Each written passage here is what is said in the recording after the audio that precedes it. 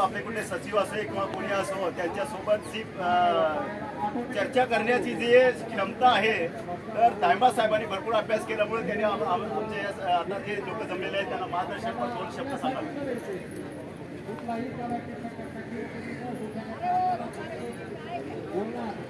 मान्यवर पोलिसांचे दैवत, मी दैवत म्हणतो श्री पांडे साहेब, बऱ्याच बाकीचे की भाई आमच्याचे हे दैवत, पण आमचे पोलिसांचे दैवत पोलिसांचे दैवत म्हणजे आमचे पांडे साहेब आहेत. हे मी नाकारू शकणार नाहीये. मी माझी वयाची सध्या 73 वर्ष माझं चालू आहे, 74 वर्ष, आणि 40 वर्ष सेवा करून मी रिटायर झालो. परंतु साहेबांसारखं पोलिसाचा धनी कुणीही आजपर्यंत माझ्या शेवटपूर्ण सर्विसमध्ये पाहिलेला. आणि आज साहेबांच्या सोबत बसण्याला मला संधी आणि आपणालाही संधी मिळाली त्यांचं दर्शन घेण्याची, एकदम धन्य आहे. त्यामुळे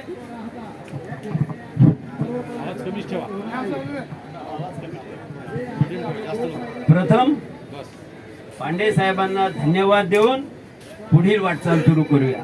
कारण जसं आपण मंदिरात जातो पहिलं दर्शन पायरीचं घेतो, परंतु इथे दैवताचं दर्शन घेऊन सुरुवात करण्याची आपल्याला संधी आलेली आहे आणि आपण त्याचा लाभ घेत आहोत. प्रश्न असा आहे, पोलिसांच्या व्यथा आणि कथा ही कुणी ऐकणारं नाही आहे. मी ज्या वेळेला या विषयासाठी मी सर्व्हिसमध्ये आहे त्यावेळेपासून मी अनेक केसेस दाखल केलेल्या आणि जिंकल्या. आपण तर आता सेवानिवृत्त आहोत, पण सेवेमध्ये असून सुद्धा मी तेवढी हिंमत ठेवलेली होती. सर्व्हिसमध्ये असताना मी न्यायालयीन लढा जिंकलेला आहे आणि बऱ्याच पोलिसांना न्याय मिळवून दिलेला आहे. आता प्रश्न असा आहे की आपला पोलीस डिपार्टमेंटचा सर्वात महत्त्वाचा मुद्दा जो होता आर्थिक अंमलदार लोकांचा, शिपाई टू नाईक, नाईक टू हवालदार, हवालदार टू एएसआय आणि एएसआय टू पीएसआय, ही आपली पदोन्नतीची साखळी नियमानुसार आहे. केंद्रामध्ये पोलीस पासून पोलीस हवालदार, हवालदार टू एएसआय आणि एएसआय टू पीएसआय त्यांच्याकडे अशी पदोन्नतीची साखळी आहे. आता शासनानं आता 3 लाभाची योजना जी आणलेली आहे त्याच्यामध्ये अशी अट महत्वाची आहे की 3 पदोन्नत्या मिळालेल्या त्यांना पुढचा लाभ मिळणार नाही. त्यामुळे आपल्याकडे 4 पदोन्नत्या झाल्या, पोलीस शिपाई टू पोलीस नाईक, पोलीस नाईक टू हवालदार, हवालदार टू एएसआय आणि एएसआय टू पीएसआय. त्यामुळे एएसआय पर्यंत 3 पदोन्नत्या पूर्ण झाल्यामुळं पुढचा पीएसआय पदाचा 30 वर्षाचा लाभ कुणालाही मिळू शकत नव्हता.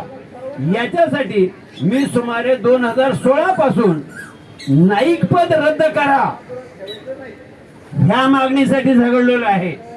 आणि तो मुद्दा केवळ पांडे साहेबांच्या कारकिर्दीमध्ये रद्द झाला नाईक पद. आणि त्यामुळे आपल्या लोकांना पोलीस शिपाई टू पोलीस हवालदार, पोलीस हवालदार टू एएसआय आणि एएसआय टू पीएसआय ही पदोन्नतीची साखळी केवळ साहेबांच्यामुळे तयार झालेली आहे. आणि त्याचा जो फायदा आहे पूर्ण आपल्या जवळ सुमारे 1 लाख पोलीस कर्मचाऱ्यांना मिळणार आहे. आता ही योजना जी आहे 30 वर्ष सेवा टप्प्यावरील लाभाची योजना 1/1/16 पासून तयार झालेली आहे. तर 1/1/16 नंतर जे लोक सर्व्हिस मधून रिटायर झाले आणि जे कार्यरत आहेत ते सगळे लाभ घेण्यास पात्र आहेत. प्रश्न असा आहे, पहिला नाईकचं पदोन्नतीचं पद तयार केल्यामुळं लोकांना सुरुवातीला आणि एपीआयचं पद हे दोन्ही पद रद्द करण्यासाठी माझे प्रयत्न चालू होते. नाईक पद मात्र रद्द झालं, आपलं कल्याण झालेलं आहे. आपल्या पुढच्या पिढ्या पांडे साहेबांच्या पूर्ण त्यांच्या उपकाराची फेड कधी करू शकणार नाही. आज आपण पाहतोय कारण शिपाई झालेला माणूस पीएसआय पदावर रिटायर व्हावा ही 2000 पासूनची भूमिका अंमलात आणली गेली नव्हती. तर ती भूमिका नाईक पद मृत घोषित केल्यामुळं आपल्याला प्राप्त झालेली आहे. आणि त्याचा बेनिफिट प्रश्न असा आहे, जीआर झाला पण त्या GR ची अंमलबजावणी कशी करावी, काय करावी हे काहीही त्याच्यामध्ये नसल्यामुळं पूर्ण महाराष्ट्रात संपूर्ण पोलीस आस्थापनामध्ये पूर्ण गोंधळ आहे. कुणीही हा लाभ अजूनही देऊ शकलेलं नाही. मी पूर्ण महाराष्ट्रात प्रत्येक पोलीस आस्थापना अधिकाऱ्यांना प्रत्यक्ष भेटून निवेदन दिलंय की याची अंमलबजावणी कशी करायची आहे, काय करायचं आहे. 1/1/16 नंतर रिटायर झाल्याला काय द्यायचंय, कसं द्यायचंय आणि हा नाईक पद रद्द केल्यावर कसं द्यायचंय याबद्दल निवेदन सादर करून सुद्धा कुणीही लाभ अद्यापर्यंत दिलेला नाही. 2022 मध्ये नाईक पद रद्द झालेलं आहे. आज 24 आहे. 24 सुद्धा 7वा महिना आहे, परंतु अद्यापर्यंत त्या GR ची अंमलबजावणी करण्यास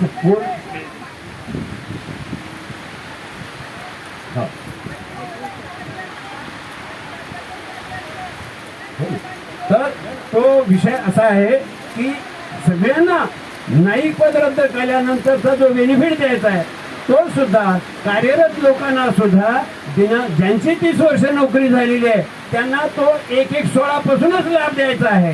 ज्यांची सर्व्हिस 1/1/16च्या नंतर 30 वर्ष झालेली आहे, 17ला झाली असतील, 18ला झाली असतील, 19ला झाली, त्यांना तो लाभ PSIचा त्या तारखेपासून द्यायचा आहे.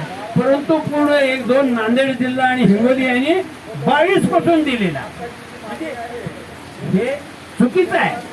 ज्यांची सर्व्हिस 30 वर्षे ज्या तारखेला झालेली आहे त्या तारखेपासून PSIचा पगार द्यायलाच पाहिजे.